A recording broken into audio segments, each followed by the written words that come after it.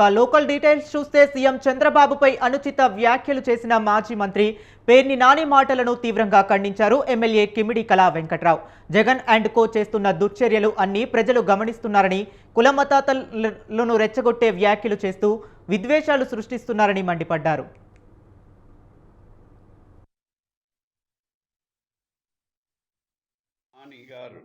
మొన్న పెట్టినటువంటి ప్రెస్ మీట్లో ఆయన వాడినటువంటి భాష, ఆయన సీఎం గారి పైన చేసినటువంటి వ్యాఖ్యలు తీవ్రంగా ఖండిస్తున్నాం. ఒక ఎక్స్ మినిస్టర్గా మరి అలాంటి వ్యక్తి అంత తీవ్రమైనటువంటి భాషను వాడటం అనేది సభ్య సమాజం కూడా హర్షించదు. ఎందుకు ఆ భాష మాట్లాడాడు ఆయన ఎప్పుడూ లేనిది అనేటటువంటిది ఒక చర్చ ఉంది.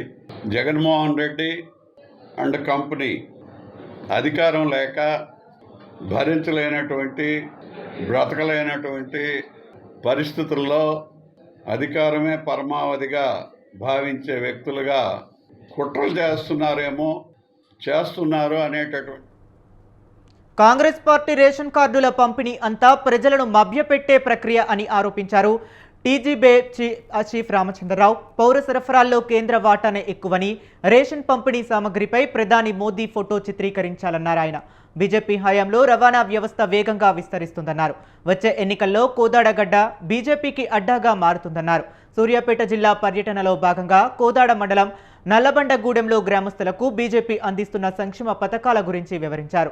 వికసిత్ బడ్జెట్తో భారత్ వేగంగా అభివృద్ధి చెందుతుందన్నారు. కరోనా సమయంలో 150 దేశాలకు ఉచిత వ్యాక్సిన్ అందించిన ఘనత బీజేపీ ప్రభుత్వానిదన్నారు.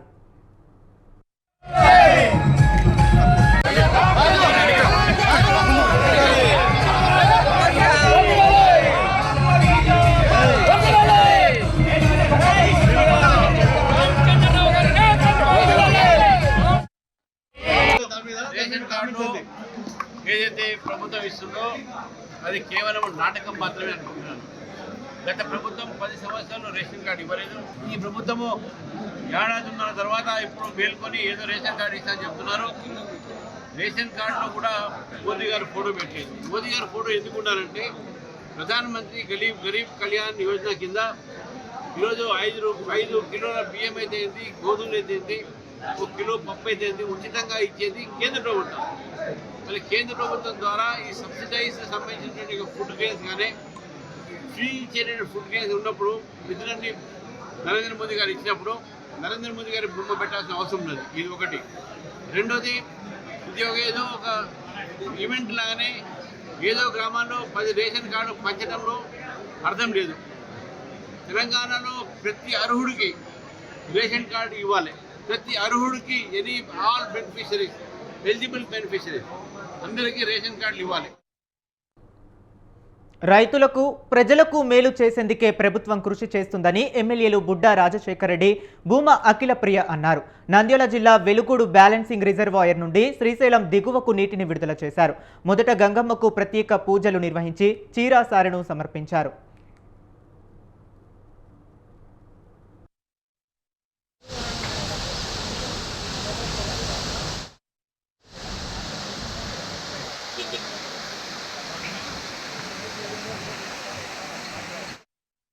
పోయిన 5 సంవత్సరాల్లో ఎక్కడన్నా ఎప్పుడన్నా ఒక చిన్న రీజన్ ఇచ్చినవా గేట్లకు? 5 సంవత్సరాలు. ఈ సంవత్సరం మళ్ళీ మనం అధికారంలోకి వచ్చిన తర్వాత ఓఎండ్ఎం కింద మెయింటెనెన్స్ కింద చిన్న వర్కులు, మెయింటెనెన్స్ వర్కులు కూడా లేవు. లేకపోతే మళ్ళీ 5 కోట్ల రూపాయలు తీసుకొచ్చాం. బీబీఆర్ కానీ అట్లా సిద్ధాపురం కానీ 5 కోట్ల రూపాయలు తీసుకొచ్చేసి ఇవన్నీ చేయగలిగినాం కాబట్టే ఇప్పుడు సక్రమంగా నీళ్ళు వదలగలుగుతున్నాం. పోయిన వాళ్ళ అధికారంలో ఉన్నప్పుడు ఒక డబ్ల్యూఏ లేడు, నీటి యాజమాన్య సంస్థే లేదు. మళ్ళీ మన ప్రభుత్వం వచ్చిన తర్వాత నీటి యాజమాన్య సంస్థను మళ్ళీ డెవలప్ చేసి డబ్ల్యూఏలు, డీసీలు, పీసీలు అంటే ప్రాజెక్ట్ కమిటీలు ఇవన్నీ కూడా ఏర్పాటు చేసుకున్నాం. ప్రాజెక్ట్ కమిటీ చైర్మన్ ఇక్కడ ఉన్నాడు, డబ్ల్యూఏలు ఉన్నారు, డీసీలు ఉన్నారు. మంచిర్యాల జిల్లా లక్షెట్టిపేటలో అర్హులైన లబ్ధిదారులకు కొత్త రేషన్ కార్డులను పంపిణీ చేశారు ఎమ్మెల్యే ప్రేమ్ సాగర్ రావు. సంబంధిత అధికారులు ఈ సందర్భంగా ఎమ్మెల్యే మాట్లాడుతూ ఒక్కొక్కరికి ఉచితంగా 6 కిలోల సన్నబియ్యం ఇవ్వడమే కాకుండా ఎన్నో పథకాలు అందించడమే కాంగ్రెస్ పార్టీ ముఖ్య ఉద్దేశమని తెలిపారు. సంక్షేమ పాలన అందిస్తున్న ప్రజా ప్రభుత్వాన్ని ఆశీర్వాదం ఇస్తున్న ప్రజలందరికీ పేరు పేరున కృతజ్ఞతలు తెలిపారు.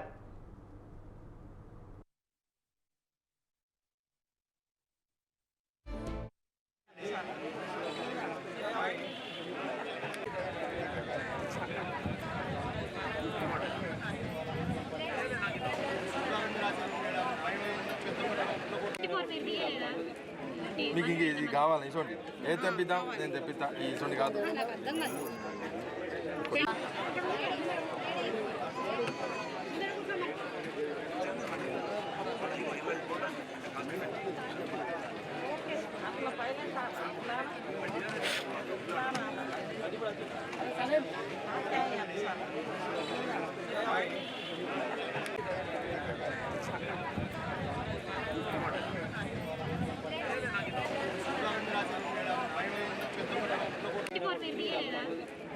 మీకు ఇంక ఇది కావాలి ఇసోండి ఏది తెప్పిద్దాం నేను తెప్పిస్తా ఈ ఇసోండి కాదు. రాజన్న సిరిసిల్ల జిల్లా వేములవాడ తిప్పాపురంలోని రోడ్ల విస్తరణ పనులను బీఆర్ఎస్ వేములవాడ నియోజకవర్గం ఇన్ఛార్జ్ చెల్మెడ లక్ష్మీ నరసింహారావు నాయకులతో కలిసి పరిశీలించారు. ఈ సందర్భంగా ఆయన మాట్లాడుతూ ప్రజాప్రభుత్వం కక్షపూరితంగా నెల రోజుల నుండి వేములవాడలో విధ్వంసం సృష్టిస్తున్నారని, వేములవాడలో జరిగే పనులన్నీ ఎమ్మెల్యే ఆది శ్రీనివాస్కు తెలియకుండానే జరుగుతున్నాయా అని ప్రశ్నించారు. రోడ్డు విస్తరణ బాధితులకు తాము ఎల్లవేళలా అందుబాటులో ఉండి వారి పక్షాన పోరాటం చేస్తామని తెలిపారు. కాండ గవర్నమెంట్ నుండి, ఎందుకంటే ప్రజల గవర్నమెంట్, ప్రజల కోసమే గవర్నమెంట్ అని చెప్పి కక్షపూరిత విధంగా ఆదివారం రాత్రి వచ్చి మరి ఇక్కడ మిషన్లు పెట్టి వీళ్లకు నోటీసులు ఇవ్వకుండా, మరి వీళ్లకు ఎటువంటి కాంపెన్సేషన్ ఇవ్వకుండా ఇప్పుడే నువ్వు బయటకు వెళ్ళని కూలగొట్టిన విధానము తీవ్రంగా బీఆర్ఎస్ పార్టీ మేము ఖండిస్తా ఉన్నాం. నేను స్థానిక శాసనసభ్యులు అడుగుతా ఉన్నా, ఏం తొందర ఉంది ఇవాళ నీకు? ఇవాళ రెండో బ్రిడ్జ్ 2 సంవత్సరాలే మొదలై మీరు మొన్ననే మళ్ళా పునర్నిర్మాణం అని ఇవాళ ఒక కొబ్బరికాయ కొట్టి ఇప్పటికే 3-4 నెలలు అయింది. అక్కడ ఒక తట్టెడు మట్టి కూడా తీయలేదు. ఆ బ్రిడ్జ్ అయిన తర్వాత మీకు ఈ రోడ్ ఉపయోగపడుతుంది తప్పితే అంతవరకు ఇప్పటివరకు ఉపయోగపడదు. పాపం ఇక్కడ చూస్తే ఇల్లు 7 గుంటలు ఉండే ఇక్కడ వరకు, ఇప్పటికే రోడ్డు వెడల్పులో 3.5 గుంటలు పోయింది. ఉమ్మడి కుటుంబంలో పాపం పిల్లలు, ఆడోళ్ళు వీళ్ళందరూ చూస్తా ఉన్నారు, ఆరోగ్యపరంగా ఎట్లున్నారని చూస్తా ఉన్నారు. మరే ఉన్న పరంగా ఇంకొక 3.5 గుంటలు కూడా దౌర్జన్యంగా రూపాయి కాంపెన్సేషన్ చేయకుండా తీసి నల్లా కట్ చేసి కరెంట్ కట్ చేసుడు, ఇది చాలా బాధాకరమైన విషయం అని నేను తీవ్రంగా ఖండిస్తున్నాను. దౌర్జన్య కాండ గవర్నమెంట్. తూర్పుగోదావరి జిల్లా రామాలయం ఆక్రమణలపై గ్రామస్తులు ఆందోళన చేపట్టారు. సీతానగరం ప్రధాన రోడ్డుపై ఉన్న పురాతన రామాలయాన్ని ఆక్రమించి స్వీట్ షాప్ ఏర్పాటు చేశారంటూ ఆగ్రహం వ్యక్తం చేస్తున్నారు. రామాలయాన్ని పట్టించుకోకుండా స్వీట్ షాప్కే ప్రాధాన్యత ఇవ్వటమేంటని ప్రశ్నించారు. దీనిపై అధికారులు స్పందించి తగిన చర్యలు తీసుకోవాలని గ్రామస్తులు కోరుతున్నారు.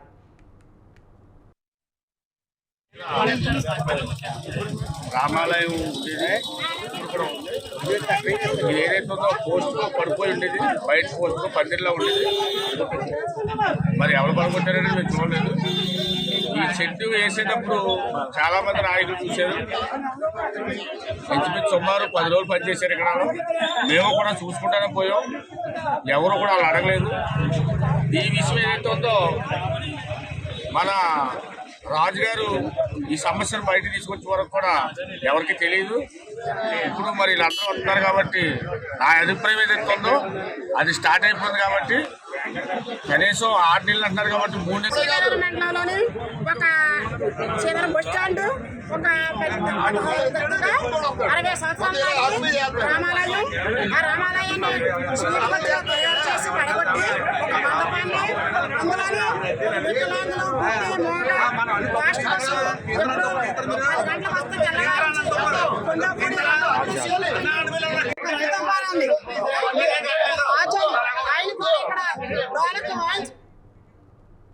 సుప్రీంకోర్టు ఆదేశాల మేరకు మధ్యవర్తిత్వం ద్వారా కేసులు పరిష్కారంపై అవగాహన కల్పిస్తూ అంబేద్కర్ కోనసీమ జిల్లా ముమ్మిడివరంలో అవగాహన ర్యాలీ నిర్వహించారు. మధ్యవర్తిత్వం ద్వారా త్వరితగతిన కేసులు పరిష్కరించుకుని మానవ సంబంధాలు మెరుగుపరుచుకోవాలని మండల legal services committee chairman junior civil judge Mohammed Rahmatullah తెలిపారు. సర్వీస్ అథారిటీ, జిల్లా లీగల్ సర్వీస్ అథారిటీ అపాయింట్ చేసినటువంటి మీడియాస్ ద్వారా ఇక్కడ పరిష్కారం మార్గం జరుగుతుంది.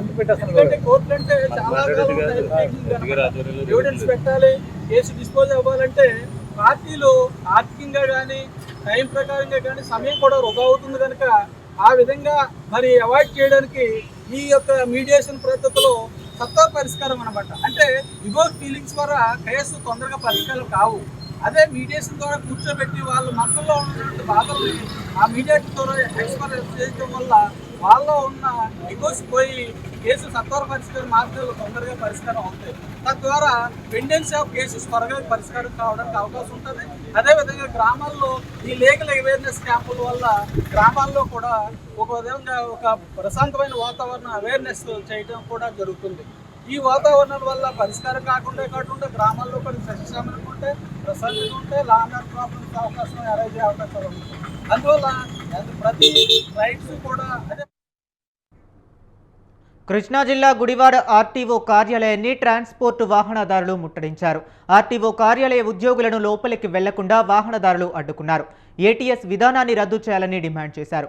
వాహనాలకు బ్రేకులు వేసే విధానాన్ని ప్రైవేటు వ్యక్తులకు అప్పగించడాన్ని ఖండించారు. కృష్ణా జిల్లాలో విధానం మార్చుకుంటే వాహనాలు బంద్ చేస్తామని ప్రకటించారు. ఆర్టీఓ కార్యాలయం వద్ద భారీగా మోహరించారు పోలీసులు.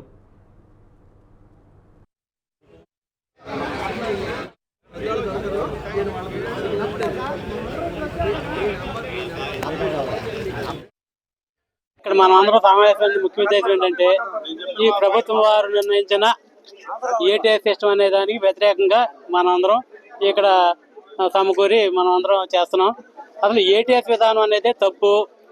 ఏదో గవర్నమెంట్ చేసింది, ఆ గవర్నమెంట్ చేసింది, ఈ గవర్నమెంట్ చేసింది ఒకటి మీద చెప్పుకొని తప్పుకునే మార్గమే. తీసేయాలని గవర్నమెంట్ చేతిలో ఉంటే తీసేయచ్చు. అసలు గుడివాడలో మీకు ఇక్కడ గుడివాడలో బ్రెయిన్ ఇన్స్పెక్టర్ వచ్చినప్పుడు మీలో చాలా మంది పుట్టి ఉండరు. ఇక్కడ ఉండేవాళ్ళు 1977-78 ప్రాంతంలో గుడివాడలో 400 లారీలు ఉండేవి. ఆ టైంలోనే విజయవాడ పెద్ద ఆఫీస్ అయినా గుడివాడలో ఈ 400 లారీలు విజయవాడ బ్రేక్ రావాల్సి వస్తున్నాయి, ఇబ్బంది పడుతున్నారనే దృష్టితో గుడివాడ బ్రేక్ ఇన్స్పెక్టర్ ఏర్పాటు చేశారు. అది రాజేంద్ర నగర్లో కైకల సత్యం గారి ఇంట్లో ఆఫీస్ పెట్టి గుడివాడలో బ్రేకులు చేసేవాళ్ళు. అది అలా నడుస్తూ వచ్చిన తర్వాత దాన్ని ఆఫీస్ పెట్టారు. గుడివాడ మొత్తం భారం అంతా విజయవాడ ఆఫీస్ మీద పడిపోతుందని 1987లో గుడివాడ ఆర్టీ ఆఫీస్ ఓపెన్ చేశారు. సగం ఇక్కడ కేటాయించారు. అప్పటి నుంచి బాగా నడుస్తుంది.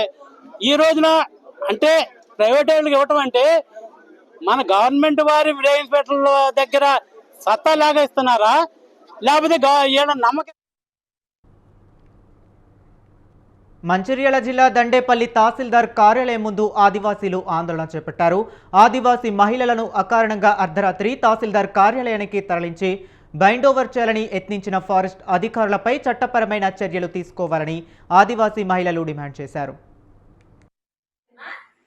భూమి కోసం, భుక్తి కోసం, కడుపు పొట్ట కోసం మరి ఏదో కొంత సాగు చేస్తున్న భూమిలో మరి వాళ్ళు సాగు చేస్తున్నటువంటి తరుణంలో ఏదైతే ఫారెస్ట్ అధికారులు మరి వాళ్ళ దౌర్జన్యంగా మరి వీళ్ళే కక్షదారులుగా, వీళ్ళే మరి రౌడీలా లేకుంటే గుండాలా మరి ఆ ప్రాతిపదికన మరి ఆ అర్ధరాత్రి మరి 8 గంటల 9 గంటల ప్రాంతంలో మహిళలను తీసుకొని వచ్చి చాలా బలవంతంగా తీసుకొచ్చి ఎంఆర్ఓ తీసుకురావడాన్ని మా ఆదివాసీ సమాజం తర్వాత తీవ్రంగా ఖండిస్తున్నాం.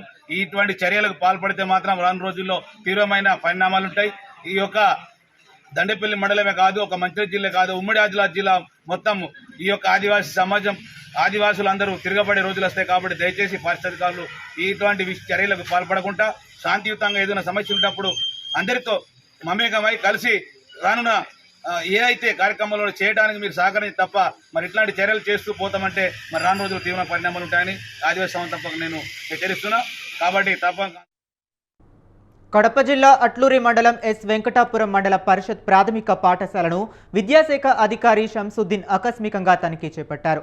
1వ తరగతి నుంచి 5వ తరగతి వరకు చెన్నపల్లిలోనే కొనసాగించాలని రాష్ట్ర ప్రభుత్వానికి నివేదిక పంపించడం జరిగిందని, త్వరలోనే సమస్య పరిష్కారం దిశగా తీసుకెళ్తామని డీఈఓ తెలిపారు. 3వ తరగతి నుంచి 5వ తరగతి వరకు విలీనం చేయొద్దని గ్రామస్తులు డీఈఓను కోరారు.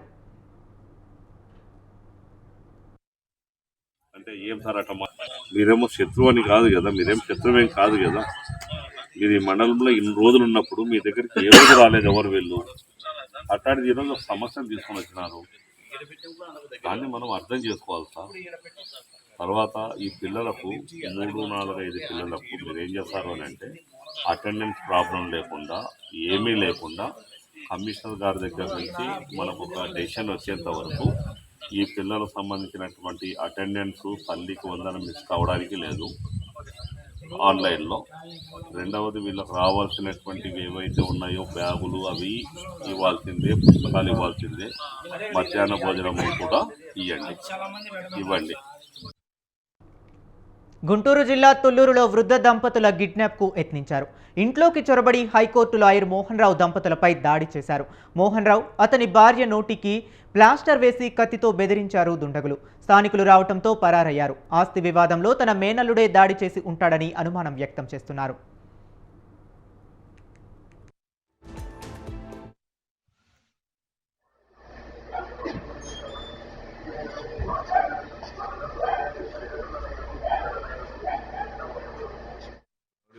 కేసు మాట్లాడాలని ఇంటికి వచ్చి కేసు లేదేమని చెప్పి నన్ను మేడబట్టి లాక్కెళ్ళి లోపల రూమ్లో పడేసి ప్లాస్టర్లు చుట్టి చేతులు కాళ్ళు కట్టేసి నన్ను ఒక అరగంట సేపు నన్ను కొట్టి ఇంట్లో మంచం పడేసి ఊపిరాడకుండా చేసి పడిపోయినాక కారులో వేసుకొని తీసుకెళ్ళడానికి వచ్చారు.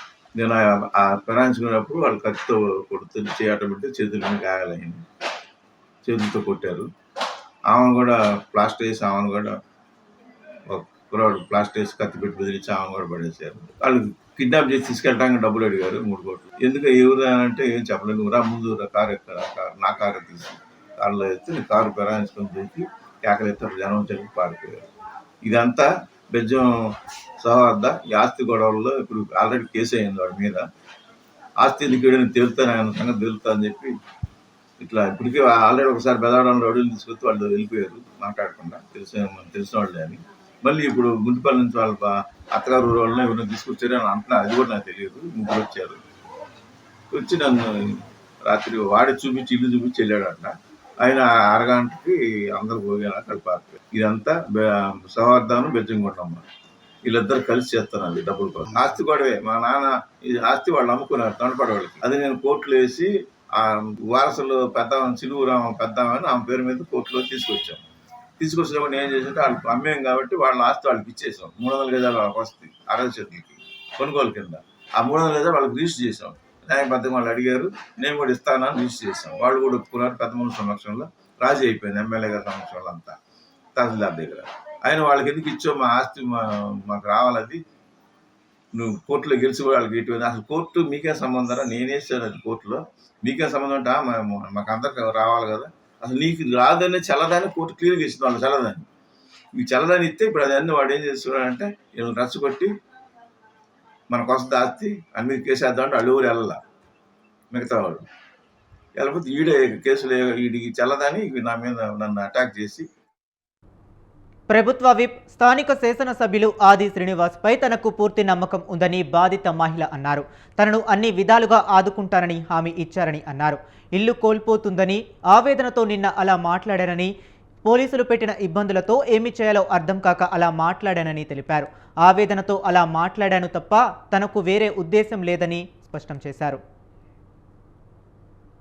అన్నాడు అన్ని చేస్తా అన్నాడు, అన్ని చూసుకుంటా అన్నాడు. నాకు ఇల్లుకు జాగిస్తా అన్నాడు, నాకు అన్ని చేస్తా అన్నాడు.